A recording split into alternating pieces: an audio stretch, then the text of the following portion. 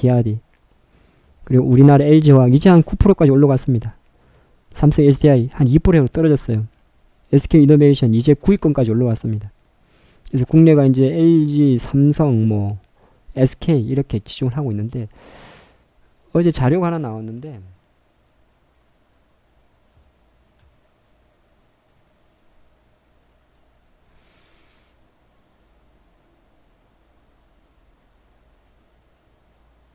저도 그냥 다 우리나라 저는 그냥 어차피 우리나라가 다 국산한 걸 아니까 다 이건 줄 알았어요. 근데 그게 아니었더라고요.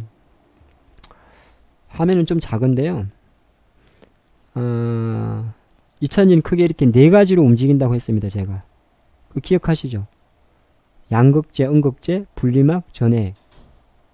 잠깐 종목으로 말씀드리면 전해핵, 첨보, 양극재, 에코프로, LNF, 포스코 옛날에 포스코 엠텍, 포스코 케미칼, 분리막, SK이노베이션 이런 애들이죠. 근데 지금 보면 파우치라는 게 사실 높은 정도가 아니라 거의 100%라 그럽니다. 파우치가. 그리고 양음극 바인더도 일본 비중이 훨씬 높다고 하죠. 그래서 어느 정도 우리나라가 이 전액 네 가지 재료에 대해서는 100% 국산화를 다뤘는데 실제적으로 파우치라든지 음극 바인더라든지 전액에 들어가는 첨가제는 거의 일본이 없으면 안 된다 합니다. 안 된다 해요.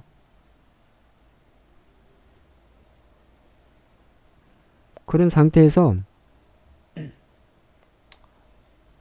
이제 파우치를 주목해 주세요. 나중에 종목들 좀 보려고 하니까.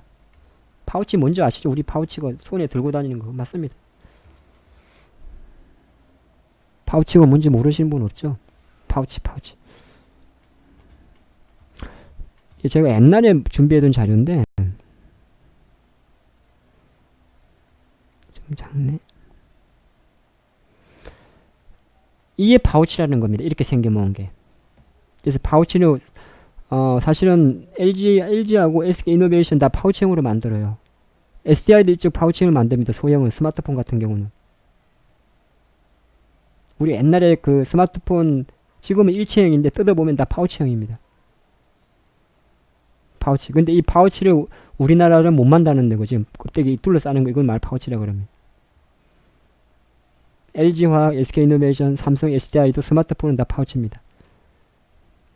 그래서 유럽 차들은 대부분 보면 미국 차들은 일본 차하고 미국 차들은 약간 파우치를 선택을 해요. GM이라든지 포드라든지 뭐 볼보라든지 볼보는 스웨덴 차죠.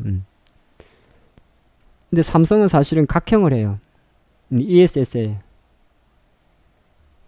이렇게 꼭 우리 배터리 깍처럼 생겼잖아요.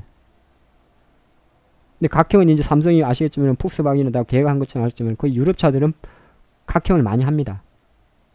유럽에 많이 포커스를 맞춘 거죠, 삼성이. 근데 지금 사실은 2차전지 쪽은 MS는 LG화학이 훨씬 높습니다. 삼성은 아까 보여준 표에서 2~3%밖에 안 되고 LG화학이 많이 치고 갔습니다.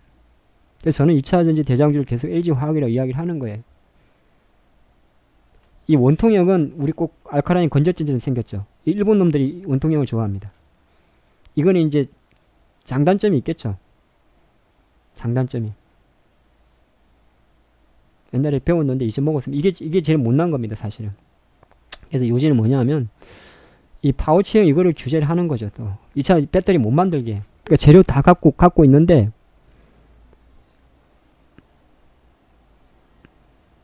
다 표가 없는데 그래서 오늘 장에서 아마 2차 전지가 꽤 빠진 것도 없잖아 있습니다. 물론 꼭 그래서 빠진 건 아닌데 뭐 오늘 아침에 좀 빠진 거 보면 뭐 대표적인 양극재 에코프로, BM, 대표적인 전해질 다 이런 건 다 국산화가 되는데도 같이 빠진 거죠. 첨보, 대표적인 양극재 LNF. 근데 한 가지 종목을 말씀드리면 신흥 SDI는 SDI. 그래서 제가 좀 궁금한 거는 이런 생각이 들었어요. 파우치 만드는 회사가 나름 율촌화학입니다. 라면 봉다리 만드는. 우리 라면 봉다리 농심에서 나오는 모든 라면 봉다리는 율촌화학이 만드는데 걔네들이 또 이제 파우치 관련 비슷한 필름을 만든다. 그래서 율촌화학하고 최근에 KG 케미칼하고 움직였던 건데 무시하셔도 될 것 같아요. 이미 시세가 났으니까. 울트라나락도 이제 죽은 차트는 아닌데 내일 만약에 이제 오늘 저점 깨면은 죽는 차트니까 뭐 내일 따로 볼 문제고, 중요한 거는 그럼 분명 파우치를 규제한다는 거죠. 그러니까 일단은 LG가 이쪽을 많이 하니까 전체적으로는 LG가 SDI보다 2차전지 점유율이 높습니다. 제 생각은 그래요. 그럼 당연히 전체 2차 전지주에 대해서는 당분간 좀 부진할 수가 있습니다. 만약에 저게 계속 강화되게 되면. 근데 상대적으로 제가 그럼 SDI 비중이 높은 애들은 좀 낫지 않을까 생각을 해봤어요. SDI는 약간 스마트폰에 들어가는 소형은 파우치가 맞는데 우리가 보통 ESS라고 하는 그거는 각형이 들어갑니다.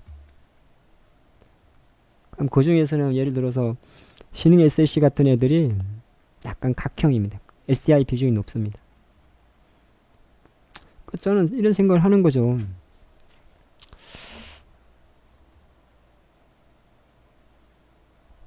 이게 이까지 안 빠질 것 같지 않습니까? 3만원까지는? 저는 그래서 신흥 SLC 같은 경우는 물론 장이 지금 하도 빠지니까 어디가 저점인지 모르겠는데 일단 61선이 우상향을 하고 있기 때문에 어느 정도 관심있게 보셔야 됩니다. 2차전지 중에서도 지금 현재 이제 뭐 LNF는 양극재인데 LNF보다는 신성이 더 차트가 좋죠. 왜냐면 이는 61선이 이렇게 돼 있잖아요. 근데 신성은 61선이 이렇게 돼 있잖아요. 항상 기울기가 우상향하는 게 좋습니다. 신성 SLC를 좀 물론 지금은 빠지는데 어차피 지금 잡은 거는 빠지는 것도 좀 계속 관심 있게 보셔야 될 거 아니에요. 가는 거 별로 없더라고. 예. 가는 거 별로 없어요. 뭐 아까 제가 잠깐 가스테바장 말했습니다만 그냥 이런 건 차트 매매하다 말아야 돼요. 골포여잖아요. 예. 그렇다고 지금 뭐 예를 들어서 뭐 남성이 됐던 국보나 이게 M&A 주식을 볼 필요는 없는 거고, 뭐 골프존이 됐든 가다가 좀 멀쩡한 주식들이 빠지면 살 궁리를 해야 돼. 추세가 살아있는 거를. 그래서 아까 툭 넷패스도 말씀을 드렸던 거죠. 아직은 조금 애매한데 계속 흘러내리니까 그리 보시는 게 좋습니다. 너무 길게 못하겠고 이 정도 마치겠습니다. 제가 초반부에 말씀드렸던 거를 좀 잘 기억을 하시고, 뭐 지금 종목을 많이 던질 정도의 장은 아닌 것 같아요. 네, 아니고 가장 기억할 거는 이건 있습니다. 작년 10월달 장은 미중 무역 분쟁 격화 때문에 빠진 건데 지금은 그런 장도 아니고 2015년도 장이 흔들렸던 거는 유럽 재정위기나 이런 건데 그것도 아니고, 전체적으로 제 생각으로는 뭐 어쩔 수 2017년도에 상당히 주가가 많이 급등한 데 따른 그 가격 찾기가 뭐 여러가지 악재 속에서 좀 겹쳤다 그리 보겠습니다. 그리 보고 하락세가 있기 때문에 어느 정도 쉽게 저점을 논하지는 않지만은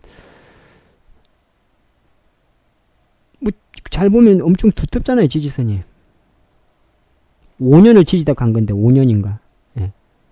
그리 보시는 게 좋습니다. 그리 보면 좋고, 아마 장이 돌린다면 하이닉스 일단 보셔야 되고, 사고 안 사고는 다음 문제. 하이닉스 못 돌린다 그러면 장이 무조건 빠지냐, 아니면 바로 시선을 현대차로 돌려야 되고, 현대차가 잡아주는, 현대차도 못 잡아준다 그러면 셀트리온으로 돌려야 돼요.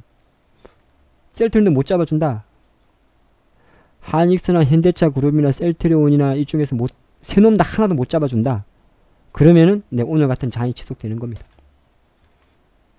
쭉 빠지는 거. 근데 제 생각으로는 현대차 그룹은 조금 지금 분위기로는 못 잡을 것 같아요.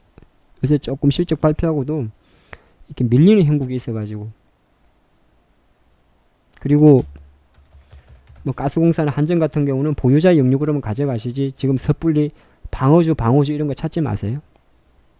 안 보인다 싶으면 주식 좀 팔고 쉬고 있고, 예, 그게 낫습니다. 쉴 때는 줄여놓고 쉬어야 됩니다. 너무 빠져서 못 줄이겠는데요. 예, 그래도 줄여놓고 쉬셔야 됩니다. 여기까지 하겠습니다.